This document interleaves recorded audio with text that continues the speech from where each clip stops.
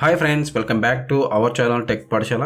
మీరు కనుక first time మన ఛానల్ యొక్క వీడియోస్ చూసినట్లయితే ఈ వీడియో కింద రెడ్ కలర్లో సబ్స్క్రైబ్ అనే బటన్ కనిపిస్తుంది. సబ్స్క్రైబ్ బటన్ క్లిక్ చేయండి. అలాగే పక్కన బెల్ మీద ట్యాప్ చేసి ఆల్ మీద నొక్కండి. దీని ద్వారా ఎప్పటికప్పుడు మన ఛానల్ యొక్క లేటెస్ట్ అప్డేట్స్ అనేది మీరు మీ మొబైల్లో పొందగలరు.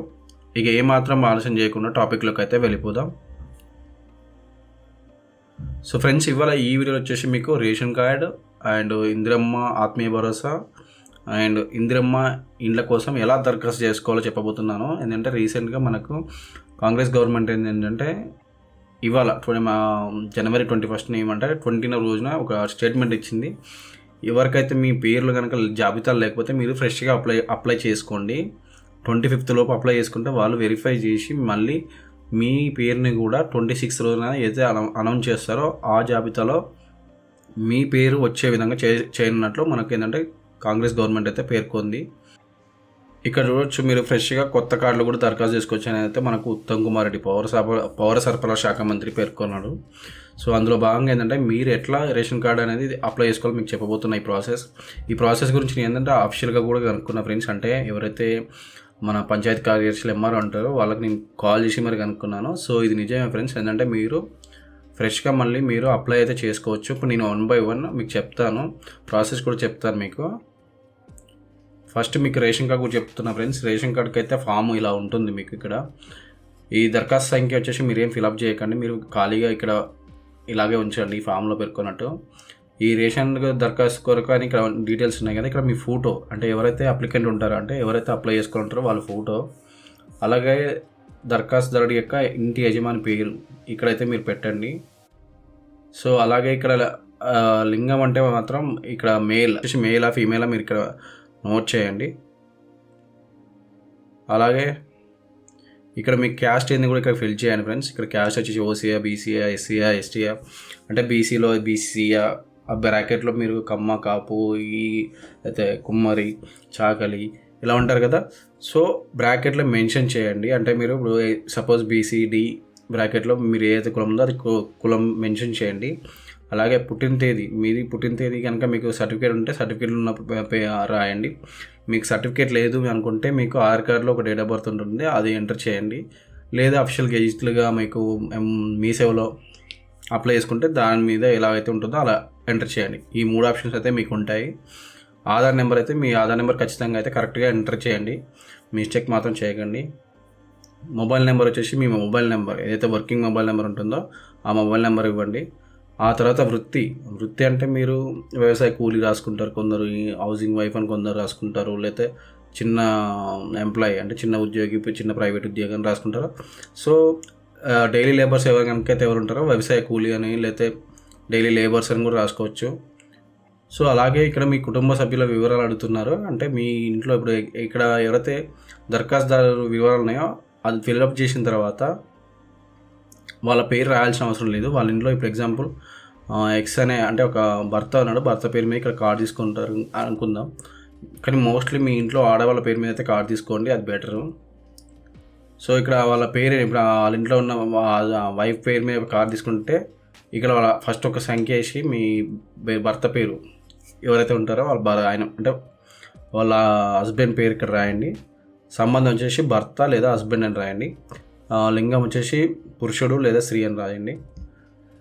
పుట్టిన తేదీ అయితే మీ పుట్టిన తేదీ మళ్ళీ ఎంట్రీ, అంటే మీ పుట్టిన తేదీ కూడా కాదు, ఇక్కడ మీ ఎవరైతే భర్త లేదా భార్య ఉంటారు కదా వాళ్ళ పుట్టిన తేదీ. ఆధార్ నెంబర్ వచ్చేసి ఆధార్ నెంబర్ ఎంటర్ చేయండి. అలాగే సెకండ్ వచ్చేసి మీ పిల్లలు ఉంటారు కదా, మీ పిల్లల పేరు ఫస్ట్ పేరు రాయండి.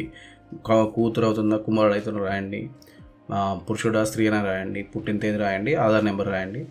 అలాగే ఇక్కడ కూడా సేమ్ క్రమ సంఖ్య, పేరు, సంబంధం, దరఖాస్తుదారునితో సంబంధం, లింగం అంటే మేలా ఫీమేలా అనేది రాయండి. పుట్టిన తేదీ, ఆధార్ నెంబర్, ఇలా ఇవన్నీ రాయండి. రాసిన తర్వాత కింద మీ ఇంటి నెంబర్ అడుగుతారు. మీ ఇంటి నెంబరు, వార్డు నెంబరు, గ్రామం, మండలం, జిల్లా రాసి మీ సంతకం చేసి మీరు ఇప్పుడు ఏదైతే ఈ 3 అప్లికేషన్స్ కూడా గుర్తుకోండి. మీరు ఈ 3 ఫామ్లు ఫిలప్ చేసిన తర్వాత 3 చోట్ల మాత్రం మీరు ఇవ్వడానికి అవకాశం ఉంటుంది. ఒకటి వచ్చేసి మీ విలేజ్ గ్రామ పంచాయతీ కార్యదర్శి ఎవరైతే ఉంటారో అతనికి ఇవ్వండి. అతను తన అందుబాటులో లేకపోతే ఎంపీడీఓ ఆఫీస్ అక్కడైనా ఇవ్వండి. లేదు అక్కడ కూడా మీకు ఎవరు అవైలబుల్ లేదనుకుంటే ఎంఆర్ఓ ఆఫీస్ ఈ 3 చోట్ల ఇచ్చి మీ వీలైతే ముగ్గురికి ఇచ్చినా పర్లేదు, కానీ ఖచ్చితంగా అయితే మీ ఎవరైతే విలేజ్ సెక్రటరీ ఉంటారో పంచాయతీ కార్యదర్శి ఆయనకి మాత్రం ఖచ్చితంగా అయితే ఇవ్వండి. అడగండి కూడా, సార్ మళ్ళీ మాకు ఇది రాలేదు, సో ఇది కొత్తగా ఉంది కదా, అక్కడ మీరు క్లారిఫైగా ఇస్తూ వాళ్ళని డౌట్స్ అడగండి, వాళ్ళు మీకు క్లియర్ చేస్తారు. సో ఇది 3 అప్లికేషన్స్ కూడా అంతే, మీరు ఫిలప్ చేసి అయితే ఇవ్వాల్సి ఉంటుంది. ఇప్పుడు నేను చేసింది వచ్చేసి రేషన్ కార్డ్ ఫ్రెండ్స్. మీకు ఇక్కడ చూడండి అన్ని డీటెయిల్స్ వచ్చేసి మీకు రేషన్ కార్డు వివరాలు ఇవన్నీ. సో ఇప్పుడు మరొక స్కీమ్ వచ్చేసి ఇందిరమ్మ ఆత్మీయ భరోసా ఫ్రెండ్స్. ఈ ఇందిరమ్మ ఆత్మీయ భరోసా అంటే ఇక్కడ గుర్తుపెట్టుకోండి ఖచ్చితంగా, మీకు ఎలాంటి భూమి లేకుండా మీరు వ్యవసాయ కూలి కానీ నార్మల్గా కౌలు చేసుకొని సాగు చేస్తారో వాళ్ళకు మాత్రం ఇది వస్తుంది ఫ్రెండ్స్. ఇక్కడ చూడండి, ఇక్కడ మీ జిల్లా పేరు రాయండి, మీ మండలం పేరు రాయండి, గ్రామం పేరు, ఆవాసం పేరు అయితే ఇచ్చిపెట్టండి, ఏం ప్రాబ్లం ఉండదు. కుటుంబ యజమాని పేరు అంటే మీ ఎవరైతే పేరుందో, అంటే ఇప్పుడు నాకు తెలిసి వాళ్ళ ఇంట్లో హస్బెండ్ ఉంటారు కదా, వాళ్ళ హస్బెండ్ పేరు రాయండి. తండ్రి అంటే వాళ్ళ తండ్రి పేరు లేదా భర్త పేరు, ఒక లేడీస్ ఉంటే భర్త పేరు రాయండి. వయసు అయితే మీ డేట్ ఆఫ్ బర్త్ ఎంటర్ చేయండి. వృత్తి వచ్చేసి మీరు ఏం చేస్తారు, లేబరా లేకపోతే ప్రైవేట్ ఎంప్లాయీ, సారీ ఇక్కడ వృత్తి వచ్చేసి మీరు వ్యవసాయ కూలి అని రాసుకోండి, బెటర్. అది నన్ను అడిగితే వ్యవసాయ కూలి అని రాసేయండి. కులం వచ్చేసి మీరు మీ క్యాస్ట్ ఏదైతే ఉందో అది బీసీసీ వచ్చేసి కాపులు ఏదైతే బ్రాకెట్లో ఏదైతే ఉందో అది రాయండి. జాబ్ కార్డ్ నెంబర్ అంటే మీకు 100 రోజుల పని జాబ్ కార్డ్ నెంబర్ ఉంది కదా, అది మేబీ అదే అనుకుంటున్నాను. ఇది కూడా కొద్దిగా డౌట్ ఉంది ఫ్రెండ్స్, ఇది నాకు కూడా ఐడియా లేదు. సో మీరు చెప్పండి, మీరు కింద కామెంట్ చేయండి ఇది ఎగ్జాక్ట్లీ ఏంది అనేది. ఆ తర్వాత ఆధార్ కార్డ్ నెంబర్, మీ మొబైల్ నెంబర్ ఎంటర్ చేయండి. ఎంటర్ చేసి మీ కుటుంబంలో ఎవరైతే ఉన్నారో వాళ్ళ పేర్లు అయితే ఎంటర్ చేయండి. కానీ ఖచ్చితంగా అయితే మీ ఐఎఫ్ఎస్సి కోడ్ అయితే ఇవ్వడం మర్చిపోకండి. IFSC bank account number plus IFSC code ఖచ్చితంగా అయితే ఇవ్వండి. మీకు ఇప్పుడు ఇక్కడ జత చేయాల్సిన వచ్చేసి మీకు చెప్తున్నా ఫ్రెండ్స్, బ్యాంక్ అకౌంట్ ఒకటి ఇవ్వాలి, మీ ఆధార్ కార్డు ఇవ్వాలి, రేషన్ కార్డుకి అయితే అన్ని 4 మీ ఫ్యామిలీలో ఎవరైతే ఉన్నారో వాళ్ళందరి రేషన్ కార్డుకి సంబంధించి ప్రూఫ్స్ అన్ని సబ్మిట్ చేయండి. అంటే రేషన్ ఆధార్ కార్డులు ఉంటాయి కదా, అన్నీ అవి సబ్మిట్ చేయండి. ఇక్కడ వచ్చేసి మీ ఆధార్ కార్డుతో పాటు మీ ఫ్యామిలీ ఆధార్ కార్డు మెంబర్స్, అలాగే మీ బ్యాంక్ పాస్బుక్ కూడా ఇవ్వండి. సో సేమ్ ఇక్కడ క్రమ సంఖ్య, సభ్యుని పేరు, సంబంధం, వయసు, ఆధార్ నెంబరు మీది. యాక్చువల్ అయితే ఇక్కడ మీది మాత్రమే అడగాలి, అందరిది అడుగుతున్నారు ఇక్కడ. ఆ తర్వాత మొబైల్ నెంబర్.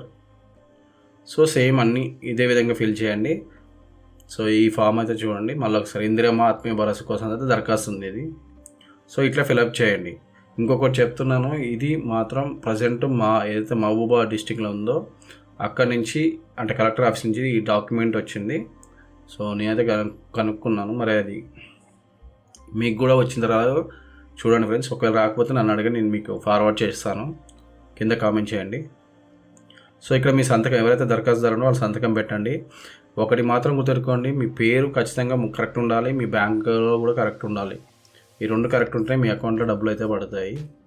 సో ఇది ఇందిరమ్మ ఆత్మీయ భరోసా కోసం ఇట్లా దరఖాస్తు చేసుకోండి. ఇది కూడా సేమ్ మీరు మీ విలేజ్ సెక్రటరీకి ఇవ్వండి, అలాగే ఎంపీడీఓ, ఎంఆర్ ఆఫీస్. ఒక్క రోజులో అయిపోతుంది ఫ్రెండ్స్, ప్రాబ్లం ఏమి ఉండదు. ఇప్పుడు ఎందుకంటే ఆల్రెడీ మీ దగ్గర నుంచి అప్లికేషన్ స్వీకరణ కోసం వాళ్ళు ఆల్రెడీ విలేజ్లలో తిరుగుతున్నారు కాబట్టి వాళ్ళకి ఈజీ అవుతుంది ఫ్రెండ్స్.